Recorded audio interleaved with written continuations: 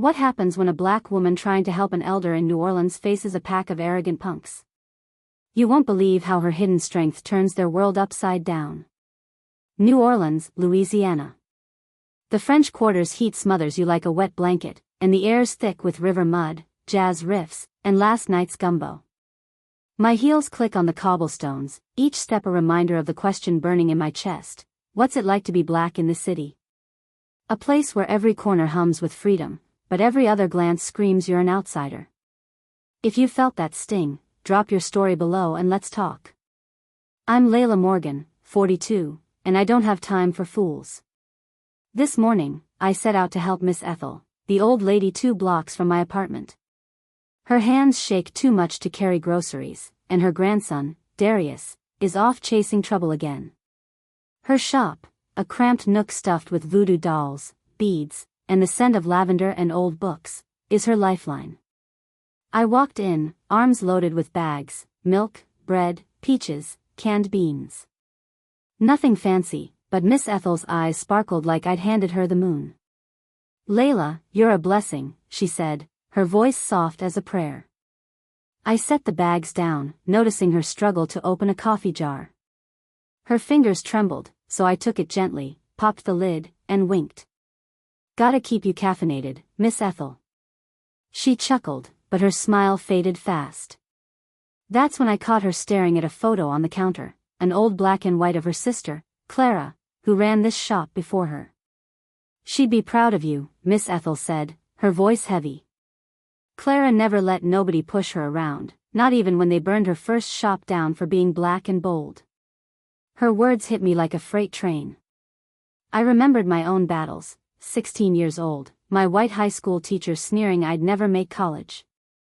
I proved him wrong, but the scars linger. "We're cut from the same cloth, Miss Ethel," I said, squeezing her hand. She nodded, and for a moment, we were 2 black women holding centuries of fight in our grip. Then the door slammed open, and trouble strutted in. 3 white guys, late 20s, acting like they owned the quarter. One was bald with a tacky neck tattoo, another scrawny with greasy bangs, and the third a big dude with a beer gut stretching his shirt. They laughed loud, their voices grating like bad horns. Baldy grabbed a voodoo doll off the shelf, twirling it like a toy. "Yo, Granny, this gonna curse me?" he sneered, tossing it up and catching it. Miss Ethel froze, her hands clutching the counter. My blood simmered, but I kept my cool. "For now." "Put it back," I said, my voice low but sharp enough to cut glass.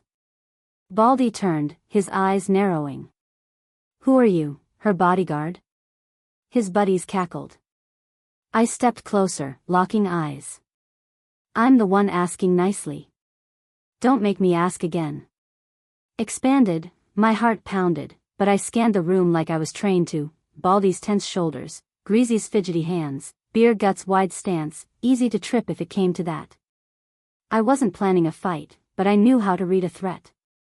Inside, I was boiling, remembering every time I'd been called out of my name, from schoolyards to boardrooms. But losing it here would only hurt Miss Ethel. Beer gut accidentally bumped me, his shoulder knocking my purse to the floor. My keys, wallet, and phone scattered across the worn wood. I clenched my fists, noticing his sloppy footing, too much weight on his left leg. I could have dropped him, but I bent to gather my stuff, biting back the fire in my throat. "Careful, big man," I said, my tone dripping venom. "You might trip over your own ego." He snorted, but Miss Ethel tried to defuse things. "Please, leave. This is my shop." Her voice shook, and that only egged them on. Greasy grabbed another doll and smashed it on the floor, the porcelain shattering like a gunshot. Miss Ethel gasped, and I saw red. I grabbed Baldy's wrist, twisting just enough to make him wince. I said, "Get out." He yanked free, his face beet red. "You black chick, you got no idea who you're messing with." Expanded, his words were a knife, slicing open old wounds. I was 16 again, hearing that teacher's sneer, feeling the weight of every stare that said I didn't belong. But I'd learned to turn pain into power. "Your words are like cheap beer," I shot back, stink and nobody wants them. He smirked, but I saw doubt flicker in his eyes. Then another guy walked in. Tall, white, in a sharp pinstripe suit, hair slicked like he stepped out of a mafia flick. He scanned the mess, smashed doll, Miss Ethel trembling, me staring down Baldy, and smirked. "Trouble, fellas?" His voice was smooth, like he was ordering a martini. Baldy grinned like they were pals. "This one thinks she's tough." Pinstripe looked me up and down, his eyes cold as ice. "Maybe she needs to learn her place." Expanded, he tossed a black business card onto the counter, a silver snake logo glinting under the shop's dim lights. My gut twisted, this wasn't random. I memorized the card's details, my mind racing. Who was this guy, and why did he carry himself like he owned the city? Miss Ethel grabbed my arm. "Laila, don't. They'll go." Expanded, her voice was soft, but her eyes were fierce. "You're like my sister Clara, never back down. But these snakes aren't alone. Be careful." Her words rooted me, reminding me of the community that raised me, black women who fought so I could stand here today. I stood, meeting Baldy's gaze. "This ain't over," I said, my voice steady. "You'll see me again." He smirked, but that flicker of doubt grew. I walked out, feeling their stares burn my back. Those punks, that suit, they were part of something bigger. And I was gonna tear it down. What happened next turned my world upside down.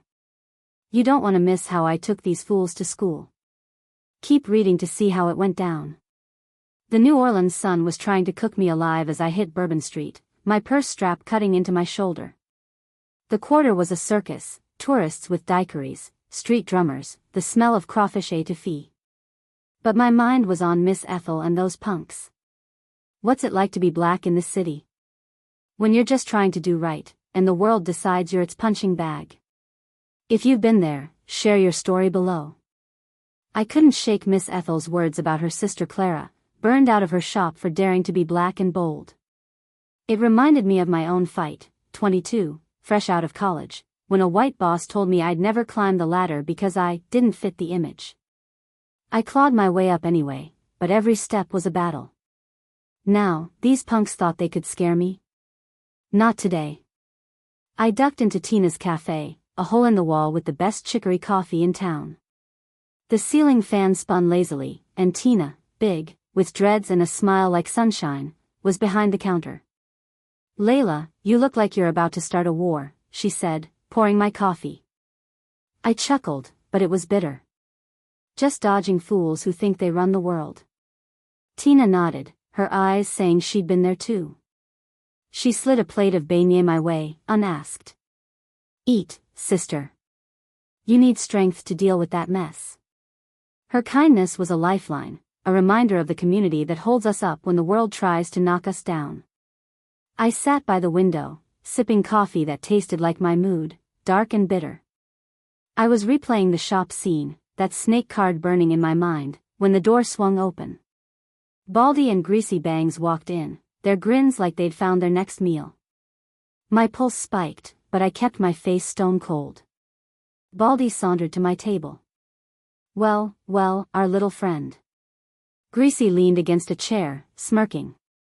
The cafe went quiet, eyes on us. "You didn't get enough in the shop," I said, my voice sharp enough to slice. Baldy leaned in, his breath reeking of stale beer. "You ruined our fun. That ain't free." My hand twitched toward my purse, where I kept a pepper spray canister.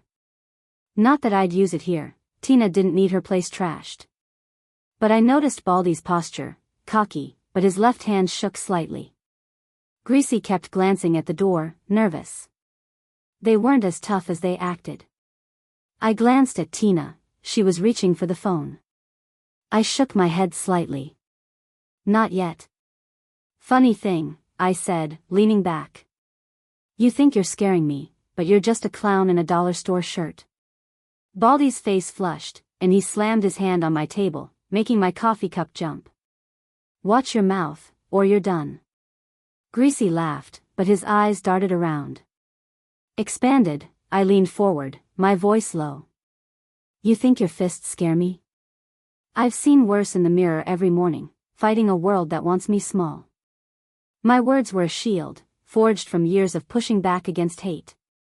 Then Tina stepped up, her voice like thunder. This is my house, boys, and I don't like trash cluttering it. Get out. Baldy turned, sneering. Stay out of this, lady. But Tina didn't flinch. You don't scare me. I've seen worse. Expanded, she crossed her arms, her presence filling the room.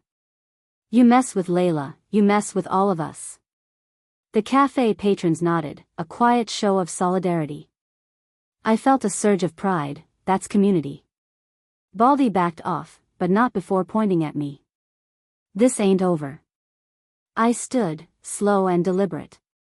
I'll leave, but not 'cause you're tough. I just don't want Tina scrubbing your stench off her floor. The cafe chuckled, and Baldy's face twisted. New scene, I stepped outside, the heat hitting me like a wall. My mind raced, those punks weren't acting alone, and that snake card proved it. I needed a plan. I ducked into an alley, pulling out my phone to call my old friend Marcus, a retired cop who knew the quarter's underbelly. Laila, what's up? He answered, his voice gravelly. I told him about the shop, the punks, the suit. Sounds like the old protection rackets, he said. Check Gator's Den, a bar by the docks. That's where those types hang. But watch your back, that suit's bad news. I thanked him, my resolve hardening. Marcus was family, the kind of black elder who'd seen it all and still fought. His tip was gold, but his warning about the suit echoed Miss Ethel's words, these snakes aren't alone. As I hung up, I caught my reflection in a shop window. My eyes were tired, but fierce. I thought about my mom, who marched in the 60s, facing dogs and hoses so I could be here. She'd say, keep going, Laila. They can't break you. But doubt crept in. If I took on these punks, would the system back me up or chew me out? Cops always believe the white guys first. That's the game. Then I saw it, a black sedan with tinted windows idling across the street. A silver snake sticker gleamed on the hood, same as Pinstripe's card. The car peeled away when I stared too long. My gut screamed, they're watching me. I wasn't running. I was heading to Miss Ethel's to check on her, then to Gator's Denver. These fools were about to learn who they messed with. That was just the warm-up. What went down next blew the roof off. Stick around to see how I flipped the script on these clowns. New Orleans was buzzing like a live wire, but I felt like a soldier in a war zone. The heat clung to me, and my mind was on Miss Ethel. If those creeps touched her again, I'd lose it. What's it like to be black in this city? When you're fighting for the people you love, and the world's betting against you. If you know that fight, share your story below. Expanded, I speedwalked to Miss Ethel's shop, my heart hammering.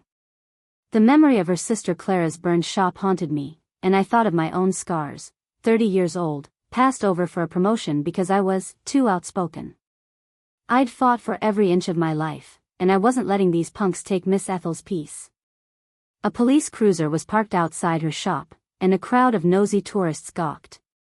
I pushed through, ignoring a cop who barked, "Ma'am, stay back."